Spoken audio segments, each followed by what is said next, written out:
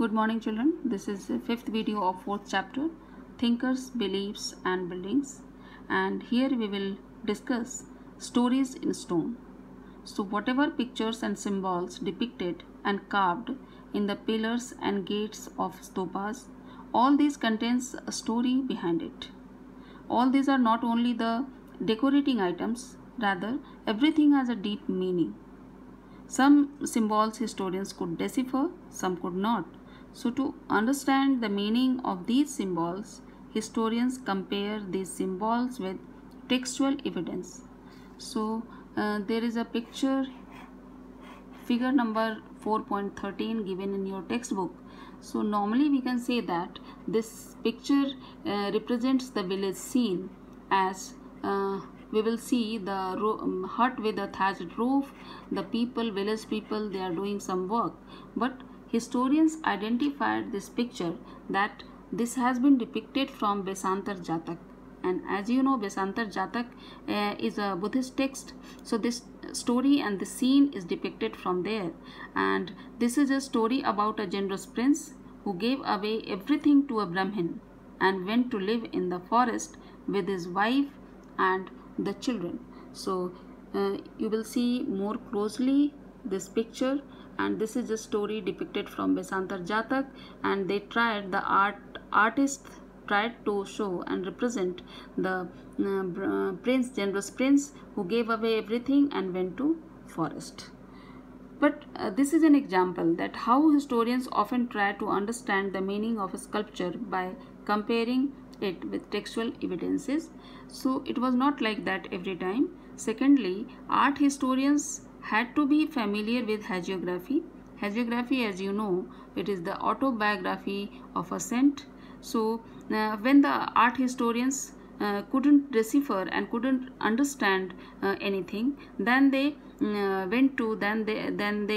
tried to get the evidences from the hagiography of Buddha to understand Buddhist sculptures.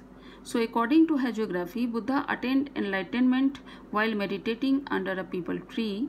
So many early sculptures did not show Buddha in human form. Instead, they showed his presence through symbols. So here you will see, this is a picture, the figure number 4.14, I think 4.15. So the empty sheet, the artist represent the empty seat under a peepal tree. So it represents the enlightenment of Buddha. Since Buddha couldn't show, the artist didn't want to show in a human form, because he was angel, he was an saint, he was an liberator. So he could not shown in a human form. That's why this empty sheet has been represented here and under a peepal tree. So this shows the enlightenment of Buddha, when he got enlightenment. So this type, the figure number 4.15, stupa was meant to represent the Mahaparinirman, and another frequently used symbol was wheel. So both you can see here, this is stupa and this represent the Mahaparinirvan. And this was the first sermon, the first speech delivered by Buddha in Sarnath. So this represent the first speech given by Buddha in Sarnath, and this was symbolize, this picture symbolize the Mahaparinirman as a form of stupa. So every pictures, every sculptures has a meaning given in the stupas and the gateways and in the pillars. So some sculptures cannot be understood literally. In order to understand such symbols, historians have to familiarize themselves with the tradition of those who produced these works of art. So as I said earlier, that everything could not deciphered by the historians. So they tried to understand this with the tradition of artists who produced these works of art. Like the tree doesn't stand simply for a tree, but symbolizes an event in the life of Buddha. As you will see here, this is a simple tree and the people sitting all around, and they doing something, they are praying. So the historians couldn't find the meaning of this picture, so they tried to understand the view, the theme which was given by the art historians, artists. Now we will see the some sculptures at Sanchi, perhaps not directly inspired by Buddhist ideas. अब यहाँ जो कुछ pictures दिए गए हैं ये historians का कहना है कि ये बुद्धिस्ट आइडियाज़ से लिए नहीं गए हैं। तो बुद्धिस्ट आइडियाज़ से पहले भी कुछ प्री बुद्धिस्ट आइडियाज़ थे, ट्रेडिशंस थे, प्रैक्टिसेस थे, जो उन सारी चीज़ों को भी यहाँ सिम्बलाइज करने की कोशिश की गई है, क्योंकि बुद्धिस्ट पीपल केवल वो नहीं थे जिन्होंने बुद्धिस्ट अडॉप्ट किया। बुद्धिस्ट पीपल वो भी थे जिन्होंने पुराने अपने अर्लीस्ट ट्रेडिशन को छोड़ करके और बुद्धिस्ट को अडॉप्ट किया था, बुद्धिज़्म को अडॉप्ट किया था। तो वो अपने साथ जो पुराने उनके ट्रेडिशन एंड प्रैक्टिसेस थे वो अपने साथ कैरी ऑन कर रहे थे, और कुछ चीज़ें यहाँ पे रिप्रेजेंट की गई है जो कि बुद्धिज़्म का पार्ट नहीं है, लेकिन उसे यहाँ पे दिखाया गया है। अब यहाँ पे आप देख सकते हो कि the women holding a branch of a tree and a beautiful woman holding a branch of a tree. So first the historians were very confused to crack and decipher the meaning of these sculptures. So after that, but examining after literary tradition, they realized that it could be a representation of what is described in Sanskrit as Shal Bhanjika. So this picture, this statue of a woman described as Shal Bhanjika in Sanskrit text. So Shal Bhanjika, if we will see, the Shal does it mean branch and Bhanjika it means to break. तो शाखा को तोड़ने वाली Shal Bhanjika. And according to popular belief, this was a woman whose touch caused trees to flower and bear fruit. So we always heard the story about the heaven, the Apsarae, and those who have the beautiful women, those who have the divine power. So we can represent, we can add, we can symbolize this women picture in the meaning of that Apsarae and the women who have the divine power. So literally we can see that this is a picture of women whose touch caused trees to flower and bear fruit. So it is likely that this was regarded as an auspicious symbol and integrated into decoration of stupa. So this was not the tradition of Buddhism, but it was taken from somewhere else. So it is likely that this was regarded as an auspicious symbol and integrated into decoration of a stupa.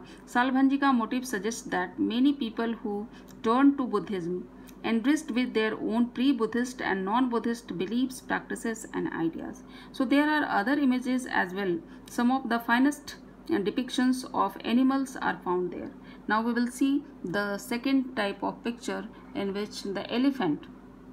These animals included as like elephants. Here we will see the elephant and horses, monkey and cattle, as you will see in the stupas and pillars. So Jatak Kathaएं, which was based on the Buddha's life. Historians found that the Jatak Kathaएं and the Katha has been given and described here in the form of the story of animals. So the different pictures which has been represented here and symbolized here, they contain several animal stories that are depicted at Sanchi, and it is likely that many animals carved to create lively scenes to draw viewers. अब इसका मतलब है कि जो animal scenes हमने depict किए हैं यहाँ पे, जो डिस्क्राइब किए हैं, वो व्यूअर्स को अट्रैक्ट करने के लिए भी दिया गया है। जातक स्टोरीज में एनिमल स्टोरीज दी गई हैं और उन सबको यहाँ पे सिम्बलाइज किया गया है। So symbol, sometimes symbol of animals often use to show human attributes. Human attributes means जो मानवीय गुण हैं उनको दिखाने के लिए, उनको रिप्रेजेंट करने के लिए भी कुछ पिक्चर्स यहाँ पे सिम्बलाइज किए गए हैं। As elephant were depicted to signify strength and wisdom. Normally we signify elephant in the form of strength and wisdom. So historians suggested that this could be in the form of like that. So another motive is that a woman surrounded by a lotus and elephant sprinkle water on her as if performing an abhishek or consecration. अभिषेक करना, जैसे कि आपने देखा है कि normally हम लोग जो गजलक्ष्मी की फ़ोटो देखते हैं, जो पिक्चर हमने देखा वो उसमें है कि लक्ष्मी और साथ में दो साइड से दो एलिफेंट्स हैं जो उनके ऊपर अभिषेक करने की मुद्रा में वाटर स्प्रिंकल कर रहे हैं। तो स्टार्टिंग में initially historians couldn't find the meaning of this, but some historians identify the figure as Maya, the mother of Buddha. इसको आइडेंटिफाई किया गया कि ये बुद्ध की मदर को दिखाया गया है, but after that some historians it taken as the popular goddess Gajlakshmi, literally goddess of good fortune, who is associated with elephants. So in this form, by different meaning, by different view, they tried to understand the meaning of these pictures, the stories in stone. As like serpent, here you will see the picture of snake. So historians couldn't find the meaning of this serpent, which was found on several pillars, which seems to be derived from popular tradition, which were not always recorded in text. अब इसके बारे में historians को समझ नहीं आ रहा था कि ये कहाँ से लिया गया. Then this was identified by one of the earliest modern art historians, James Ferguson. James Ferguson ने इसको डिस्क्राइब किया कि may be this place Sanchi and Vidisha, it is a place where worship of trees and snakes were very popular at that time. So they considered that Sanchi to be a center of trees and serpent worship. So he was not familiar with Buddhist literature, but he tried to, so according to him this image may have been the local tradition included in stone. So in this way they tried to understand the story of stone, and now we will see the popular tradition, and after that the different new religious tradition and the development of Mahayana Buddhism. So here you will see very clearly. And by the 1st century CE there is evidence of changes in Buddhist ideas and practices. So 500 सालों के बाद Buddhist ideas and practices में कुछ change आने शुरू हो गए थे. So early Buddhist teachings had given great importance to self effort in achieving nibbana. शुरुआत में जो महात्मा बुद्ध ने कहा था कि self realization and self liberation that was more important. तो अर्ली बुद्धिस्ट की जो टीचिंग है उसमें कहा गया कि सेल्फ एफर्ट जो है निर्वाण प्राप्त करने के लिए वो ज़्यादा इंपॉर्टेंट है और उससे निर्वाण हम प्राप्त कर सकते हैं. Besides the Buddha was regarded as a human being who attained enlightenment and Nibbana through his own efforts. और ये दिखाया गया कि महात्मा बुद्ध जो थे वो एक ह्यूमन बीइंग थे और उन्होंने अपने एफर्ट से ये लिबरेशन एंड ये निर्वाण प्राप्त किया. So however gradually the idea of a saviour emerged. It was believed that he was the one who could ensure salvation. लेकिन time period, longest time period में ये माना जाने लगा कि वो एक लिबरेटर थे और उन्होंने साल्वेशन के लिए, लोगों के साल्वेशन के लिए ये पूरा जो एनलाइटनमेंट है, ये जो सारा धर्म है उसका प्रचार प्रसार किया. So simultaneously the concept of the Bodhisattva also developed. So this is more important book. What is Bodhisattva? Bodhisattva were perceived as deeply compassionate beings who accumulated merit through their efforts but used this not to attain nirvana and thereby abandon the world but to help others. अब यहाँ पे जो महात्मा बुद्ध ने अपने efforts से उन्होंने ये ज्ञान प्राप्त किया, ये जो डिवाइन पावर था उसको एक्यूमुलेट किया. लेकिन यहाँ बोधिसत्व का कहना है कि वो निर्वाण के लिए ये काम नहीं कर रहे हैं, बट वो जो ये enlightenment and divine power acquire कर रहे हैं, that is help for others. So the worship of image of the Buddha and Bodhisattva became an important part of this tradition, and in the coming years Bodhisattva and Buddha both became very important and for getting salvation, for getting nirvana and all these. So this new way of thinking was called Mahayana. तो ये जो बदलते क्रम में आगे आने वाले समय में जो चेंज हुए बुद्धिज्म में, उसको महायान नाम दिया गया. द ग्रेट व्हीकल इसको कहा गया, महायान को ग्रेट व्हीकल कहा गया.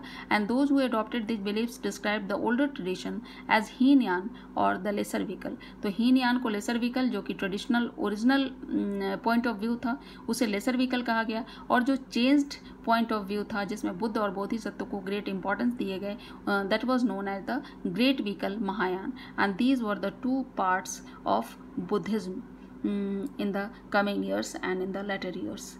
So in this video that's all. Thank you.